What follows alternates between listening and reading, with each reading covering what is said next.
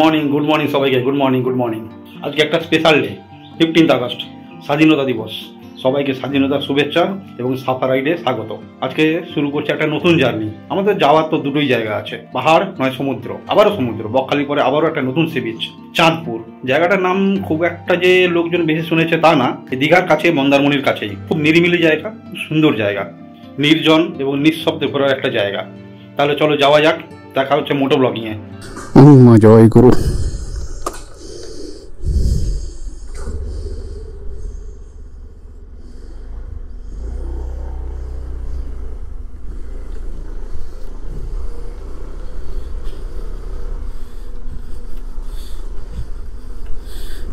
সানগ্লাসটা নিতে ভুলে গেলাম। এই হয় প্রত্যেকবারই কিছু না কিছু ভুলে যাই। আর দেখো তো এখনো জল জমে আছে কেমন। কবে বৃষ্টি থেমে গেছে, এখনো জল জমে আছে। এই অবস্থা কলকাতার এবারে, রাস্তাঘাটের অবস্থা খুবই বাজে। চারদিকে গর্ত, জল জমা হয়ে আছে। এই যে আমাদের এখানে রাস্তায় যে জল জমে আছে, ড্রেন থেকে উপরে দিকে উঠে এসেছে জল, পুরো ডেঙ্গু ছড়াবে। আমরা চলেছি চাঁদপুর, আর অনির্বাণদা আর জয়ন্ত দুজনের সাথে মিট করব ধুলাগড়। আর অনির্বাণদার কিছু রিলেটিভ যাবেন, তারা বাসে। দেখেছো কি অবস্থা রাস্তার, এ তো গলির ভেতরে, প্রত্যেকটা জায়গায় এরকম অবস্থা। মেন রোডে বড় বড় গর্ত হয়ে আছে। আজকে রোড কন্ডিশন কেমন থাকবে জানি না। আজকে তো 15 আগস্ট, এর আগে কখনো রাইড করিনি, তাই 15 আগস্টে রোড কন্ডিশন কেমন থাকে জানি না। আর ভেবেছিলাম ফ্ল্যাগ লাগিয়ে নেবো হ্যান্ডেলে, বাট অনির্বাণদা বলেছিল ফ্ল্যাগ নিতে না, অনির্বাণদার কাছে প্রচুর ফ্ল্যাগ আছে। আবার রাত্রিবেলা কালকে 11টার সময় ফোন করে বলছে ফ্ল্যাগগুলো খোঁজা হয়নি। আমি বললাম খোঁজো, তোমার জন্য আমি কিনলাম না। আজকে সানগ্লাসটা নিতে ভুলে গেলাম। অ্যাকচুয়ালি সানগ্লাস পরে আমি টু হুইলার চালাই না, ওরা কমফোর্ট ফিল করি না খুব একটা। অ্যাকচুয়ালি ওই কেত মেরে ছবি তোলার জন্য সানগ্লাসটা নিব ভেবেছিলাম, বাট ভুলে গেছি। আজকে ওয়েদার ব্যাপক, আজকে বৃষ্টি নেই। পুরো 2 মাস ধরে, 2 মাসের উপরে যেভাবে বৃষ্টি চলেছে, এভরিডে প্রচুর বৃষ্টি, মেঘলা। তো আজকে বৃষ্টি নেই, ওয়েদার দারুণ। হালকা রোদ, এতটা গরমও নেই। কালকে রাতে বেশ গরম ছিল। এখন ঘড়িতে বাজে 7টা 10। আর অবশ্যই একটু বেলা বাড়লেই হয়তো প্রচণ্ড গরম লাগবে। তার মধ্যে আবার সমুদ্রের দিকে যাচ্ছি, তো গরম হতে পারে। সিগন্যাল খেতে খেতে যাচ্ছি, ওই যে সামনে শখের বাজারের সিগন্যাল, পৌঁছতে লেট হয়ে যাবে আমি জানি। দেখা যাক। হ্যাঁ, তো বলেছি না কালকে এই টিবেটিয়ান ফ্ল্যাগটা লাগিয়েছি নতুন। অ্যাকচুয়ালি পুরনো যেটা ছিল ওটা নোংরা হয়ে গেছিলো, আর অনির্বাণদা বলেছিল এটা একটা মন্ত্র, তো এইভাবে নোংরা রাখতে নেই, তো যে কারণে আমি চেঞ্জ করে নিলাম। তবে এই ফ্ল্যাগটা একটু বড় হয়ে গেছে হ্যান্ডেলের সাথে, কারণ এই ফ্ল্যাগটা একটু বড় সাইজের, রয়্যাল এনফিল্ডের জন্য। মাঝেরহাট ব্রিজ, আজকে দেখছি প্রচুর বাইকে বা গাড়িতে ইন্ডিয়া ফ্ল্যাগ লাগানো। আমরা যখন ছোট ছিলাম না, এই 15 আগস্ট মানে স্বাধীনতা দিবসের দিন, আমরা ওই বাঁশের কঞ্চিতে আমাদের তেরঙ্গা লাগিয়ে সকালবেলা স্কুল যেতাম। স্কুলে প্রভাত ফেরি হতো, তারপরে বিভিন্ন স্লোগান, বন্দে মাতরম স্লোগান, মহাত্মা গান্ধী কি, সুভাষচন্দ্র বসু কি, 15ই আগস্ট কি, স্বাধীনতা দিবস কি। ছোটবেলায় দাদুদের কাছে শুনেছি, যতদিন না ব্রিটিশদের চাবুক পিঠে পড়ছে ততদিন পর্যন্ত বুঝবে না স্বাধীনতার মর্ম কি। আজকে দেখছি প্রচুর রাইডার রাইড করতে বেরোচ্ছে, এক একটা গ্রুপ এক একটা জায়গায় ওয়েট করছে। আপাতত আমরা সেকেন্ড হুগলি ব্রিজে, রাস্তা ফাঁকা আছে আজকে।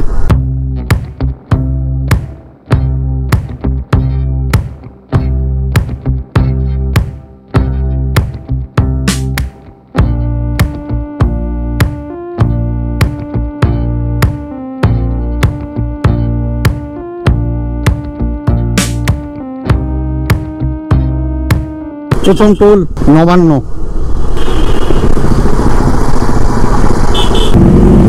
এটা সব রাইডিং এ বেরিয়েছে।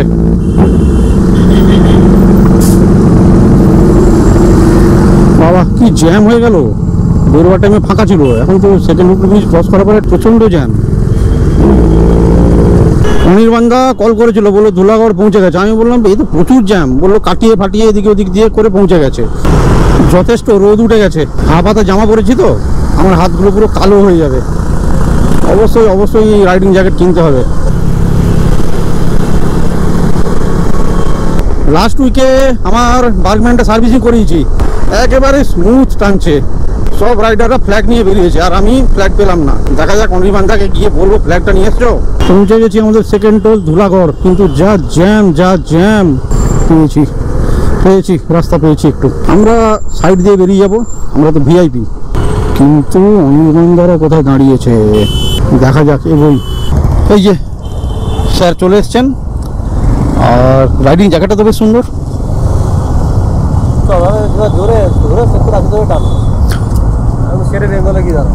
আচ্ছা, জায়গাটা বেশ ভালো, গরম লাগছে না? সোজা কোলাঘাট। তো দেখা যাক, কোলাঘাটেও আজকে ভিড় হবে প্রচুর। সব রাইডাররা তো কোলাঘাটেই ব্রেকফাস্ট করবে।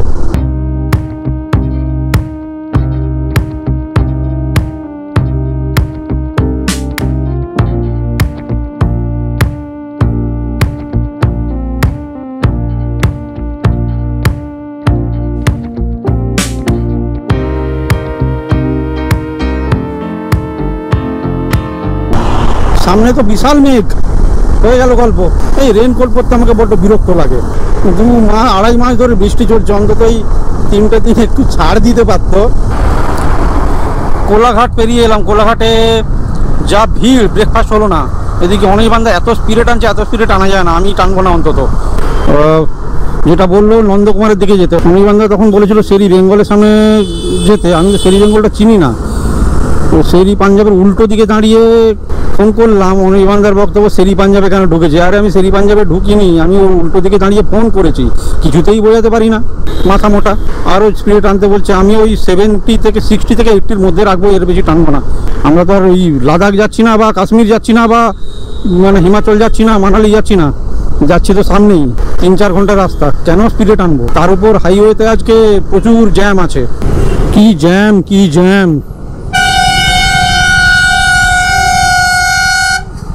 আরে জ্যাম আছে, তারপরে হর্ন দিয়ে যাচ্ছে, কি আশ্চর্য! বাবা, এই তো জ্যাম, বিশাল লাইন পড়ে গেছে। কেন?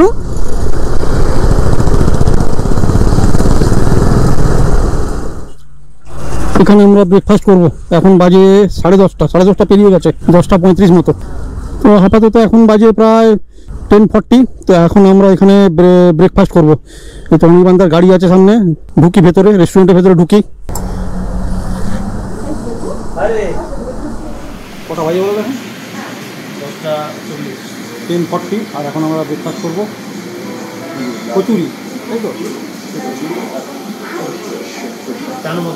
কচুরি আর চানা মশলা। কী সবজি যায় দেখা যাক। রেস্টুরেন্টের নাম হচ্ছে মমস কিচেন, ভেতরে লেখা আছে গুড ভাইবস অনলি।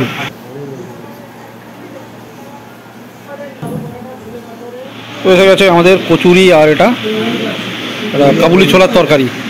অনির্বাণদার আসেনি এখনো।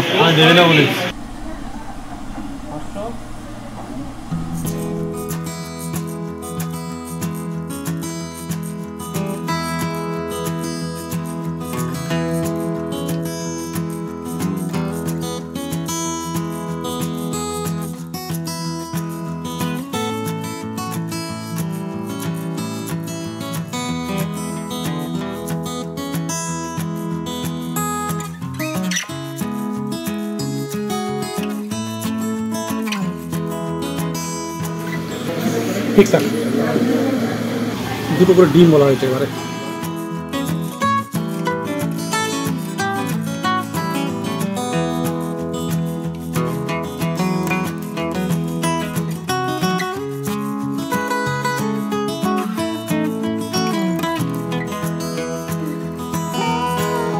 গোলমরিচ, এটা একটা আইটেম ছিল। বৃষ্টি হচ্ছে, ততক্ষণ একটু চা টা খেয়ে আর একটু টাইম পাস করি, তারপরে বেরোচ্ছি।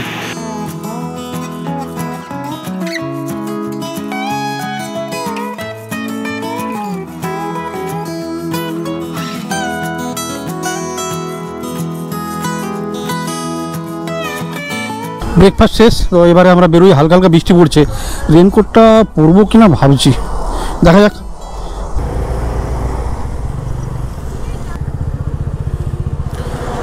ট্যাঙ্কি ফুল হবে, কার্ডে হবে।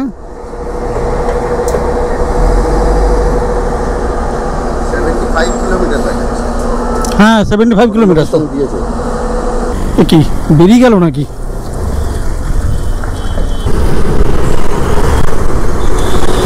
ওরা এগিয়ে গেল। আরে তেলটা নিচ্ছিলাম, একটু দাঁড়াতে হয়, তো হুট করে এগিয়ে গেল হবে। আমি এই সাইডটা চিনি না, বললাম রাস্তা চিনি না এইভাবে। এখনও 75 কিলোমিটার, 2 ঘন্টার উপরে লাগবে। এখন ঘড়িতে বাজে পুরো 11:59, মানে 12টা, তাহলে একটা দুটোর সময় পৌঁছবো। বাবা, কিছুক্ষণ আগে তুমুল বৃষ্টি হলো, পুরো ভিজে গেলাম। মানে রেনকোট পরিনি, রেনকোট পরতে গেলে আরও বেশি ভিজে যেতাম। তো সামনে একটা গুমটি ছিল, ওখানে ঢুকে গেছিলাম। তারপরে দেখো এইদিকে শুকনো আবার। কিন্তু ওরা এতটা এগিয়ে গেল, একসঙ্গে যাচ্ছি, একসঙ্গে যাওয়া উচিত। আজকে 15ই আগস্ট, স্বাধীনতা দিবস। 1947 সালের 15ই আগস্ট আমাদের দেশের প্রথম প্রধানমন্ত্রী জওহরলাল নেহেরু লালকেল্লার লাহোরি গেটে তেরঙ্গা উত্তোলন করেছিলেন, মানে আমাদের জাতীয় পতাকা উত্তোলন করেছিলেন। তখন থেকেই এই ঐতিহ্য চলে আসছে। লালকেল্লার লাহোরি গেটে তেরঙ্গা উত্তোলনের একটা কারণ আছে, এর পেছনে রয়েছে একটা রাজনৈতিক পালাবদলের ইতিহাস। আসলে ব্রিটিশরা প্রায় 200 বছর আমাদের দেশে রাজত্ব করে গেছে। 1857 সালে ব্রিটিশরা লালকেল্লায় ইউনিয়ন জ্যাক উত্তোলন করেছিল। এই ইউনিয়ন জ্যাক উত্তোলনের মাধ্যমে দিল্লি এবং দেশ দখলের বার্তা দিয়েছিল। তাই স্বাধীনতার সময় ইউনিয়ন জ্যাক নামিয়ে আমাদের তেরঙ্গা উত্তোলন করা হয়েছিল। মোগলদের সময়ে লালকেল্লার এই লাহোরি গেট থেকে সোজা গেলে লাহোর পর্যন্ত যাওয়া যেত, যেটা এখন পাকিস্তানে। এই লাহোরি গেটকে বলা হয় শক্তির উৎস, বা এই লাহোরি গেট ছিল রাজপ্রাসাদে ঢোকার মূল ফটক। তাই এখানে ইউনিয়ন জ্যাক উত্তোলন করা হয় এবং তারপর স্বাধীনতার সময় ইউনিয়ন জ্যাক নামিয়ে তেরঙ্গা উত্তোলন করা হয়। এবং 78 বছর ধরে সেই ঐতিহ্য চলে আসছে। আমাদের দেশের প্রত্যেক প্রধানমন্ত্রী আজকের দিনে লালকেল্লার লাহোরি গেটে তেরঙ্গা উত্তোলন করেন। এই তেরঙ্গা উত্তোলন করার পরে 28টি তোপের শব্দে ভারতীয় সেনাবাহিনী তেরঙ্গাকে সম্মান জানান। নেতাজি সুভাষচন্দ্র বসুও কিন্তু লালকেল্লার লাহোরি গেটে পতাকা উত্তোলনের স্বপ্ন দেখেছিলেন। 1943 সালে তিনি আজাদ হিন্দ ফৌজ গঠন করেন এবং সেই সময় তার এই স্বপ্ন পূরণ হয়নি, কিন্তু 1947 সালের 15ই আগস্ট স্বাধীনতার দিন তার এই স্বপ্ন পূরণ হয়। কি হলো, আবার মনে হয় এখানে একটা ঠুকেছে, আবার একটা অ্যাক্সিডেন্ট মনে হয়। হ্যাঁ, ওই যে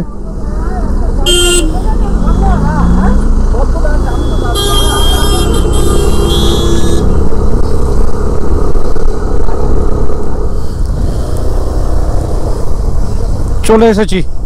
এবারে আর 3 মিনিট লাগবে বলছে। প্রচণ্ড বৃষ্টি হলো, রেনকোট পরতে পরতে আবার ভিজেও গেলাম।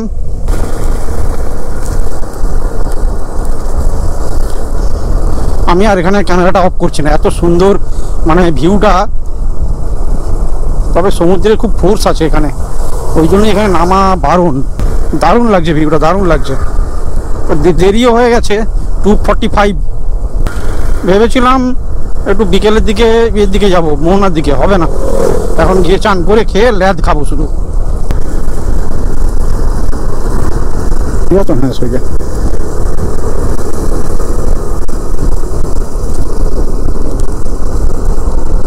এই রাস্তাটা খুব সুন্দর করেছে।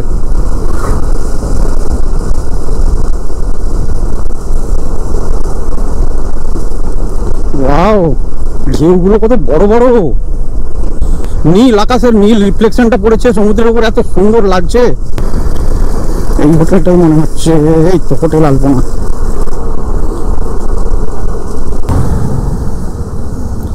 বাবা, এইখান দিয়ে নামা যাবে? রুমে ঢুকে ফ্রেশ হয়ে গেলাম, চান টান করে নিয়েছি। এবারে লাঞ্চটা সারবো। আর রুমটা মোটামুটি ওই দুজন মোটামুটি বন্ধু বান্ধব এলে ঠিকঠাক আছে, দেখাচ্ছি রুমটা কিন্তু ভালো। এই হচ্ছে বেড, ড্রেসিং টেবিল, ছোট একটা হ্যাঙ্গার, টিভি আর পাখা। আমাদের রুমটা নন এসি, কারণ আমি একটু দেরিতে বুক করেছিলাম, যে কোনো এসি রুম পাইনি। আর গ্রাউন্ড ফ্লোরে রুমটা দিয়েছে। আমি বাথরুমটা দেখাচ্ছি, বাথরুমটা মোটামুটি। এই হচ্ছে ওয়াশরুম, ঠিকঠাক চলে যাবে। রান্না কেমন হয়েছে? বাড়ির থেকে ভালো। ফ্রাইড রাইস আর বেগুনি, দই কাতলা আর চাটনি।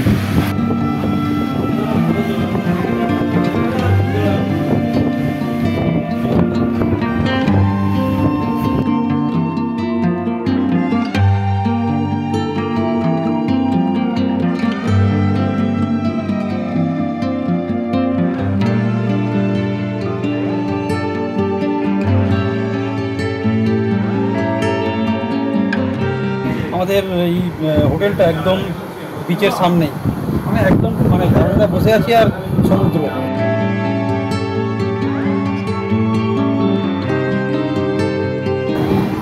এই হচ্ছে আমাদের হোটেল, হোটেল আলপনা।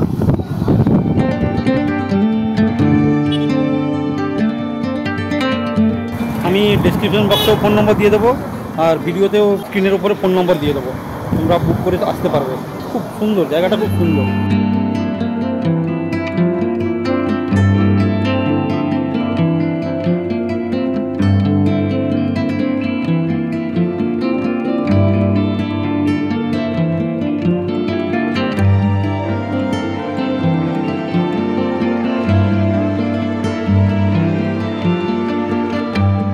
লাঞ্চের পরে অনির্বাণদা পুরো ল্যাদ, রুমে ঢুকে পুরো ঘুমোচ্ছে। আর এখানে আমাদের দুপুর থেকে একটা আড্ডা চলছে।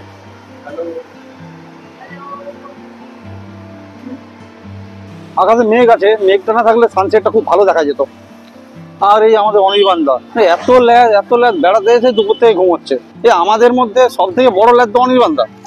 হ্যাঁ, দুপুর থেকে ঘুমোচ্ছে একদম।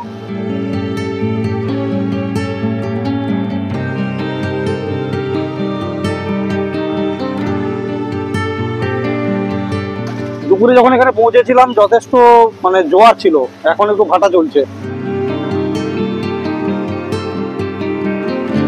এই চাঁদপুর হচ্ছে মন্দারমণি আর তাজপুরের মাঝামাঝি জায়গায়।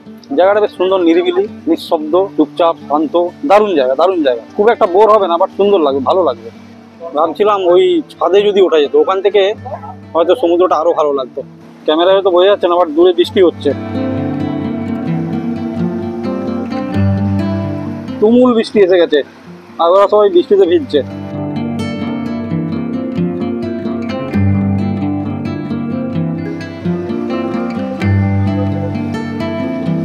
ওয়াও, ছাদ থেকে ভিউটা আরো সুন্দর লাগছে।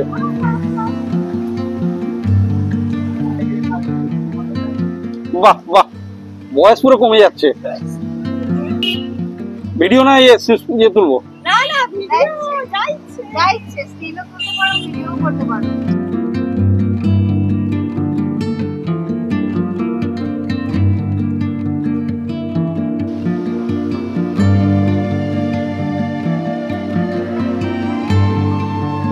ছাদে লাইট দিয়ে দিয়েছে, দারুণ লাগছে।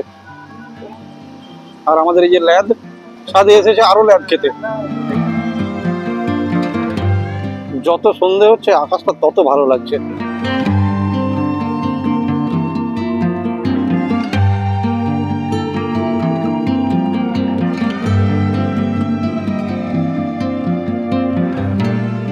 আচ্ছা, এখানে যে এলাম আমরা, এটা কার প্ল্যান ছিল? আমরা গত মাসে এসেছিলাম মন্দারমণি। তো মন্দারমণি থেকে যখন ফিরছি তখন আমরা এই রাস্তা দিয়ে ফিরেছি, মেরিন ড্রাইভ দিয়ে ফিরেছি। মেরিন ড্রাইভ দিয়ে ফেরার সময় আমরা খেয়াল করেছি এখানে দুখানা বাড়ি আছে, হোটেল বাড়ি। সেই বাড়িতে এনারা থাকার ব্যবস্থা করেছেন, দেখে খুব ভালো লেগেছে। কারণ একদম মনে হচ্ছে বারান্দাটা সমুদ্রের উপরে। এইটা আমার খুব ভালো লেগেছে, তার জন্য সঙ্গে সঙ্গে প্ল্যান করেছি উইদিন 1 মান্থ, মানে গত মাসে এসেছিলাম, আবার এই মাসে আসার দুটোই উদ্দেশ্য ছিল, এই সমুদ্রটাকে উপভোগ করবো আর এরকম একটা সুন্দর পরিবেশ। এই চা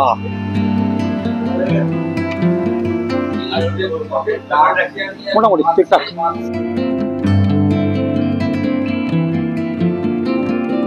কালকে এই রুটটা ধরেই দীঘার দিকে যাব, মোহনা, তারপরে দীঘা, উদয়পুর আর তালসারি হয়ে বাড়ি চলে যাব। এখানে হোটেলের নাম, তারপরে ফোন নম্বর, হোয়াটসঅ্যাপ নম্বর সবই দেওয়া আছে, তো তোমরা এখান থেকেও দেখে নিতে পারো। আমিও এমনি ডেসক্রিপশন বক্সে দিয়ে দেবো। আমুদি, আর এটা বড়টা পম্পেনো।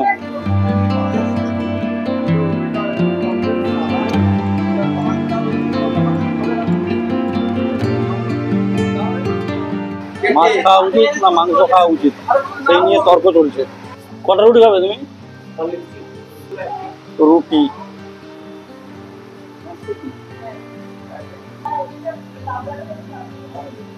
দেখি চিকেনটা কেমন হচ্ছে।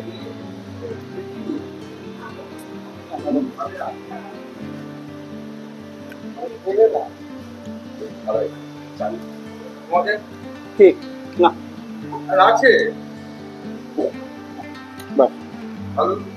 না আলু আলু।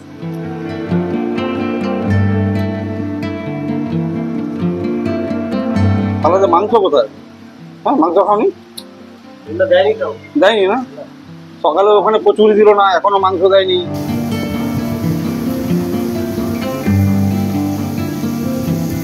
তাহলে ডিনার শেষ, আজকে আর ব্লগটা বেশি বাড়াচ্ছি না, এবারে ঘুমিয়ে যাবো, তোমরা গুড নাইট হয়ে যাও। আর দেখা হচ্ছে কাল সকালে সেকেন্ড এপিসোডে। পুরো দিনটা মোটামুটি ভালোই কেটেছে, খাওয়া দাওয়ার উপরে আর ঘোরাফেরা সবই ঠিকঠাক আছে। আর খুব বেশ সুন্দর নিরিবিলি, একদম সমুদ্রের সামনেই আমাদের হোটেল, আর বেলকানি থেকে সুন্দর সমুদ্রটা দেখা যাচ্ছে, তোমরা আসতে পারো, আর ভালো লাগবে খুব। তো দেখা হচ্ছে কাল সকালে সেকেন্ড এপিসোডে। ভালো থাকবে সবাই, নিজের খেয়াল রাখবে, টাটা।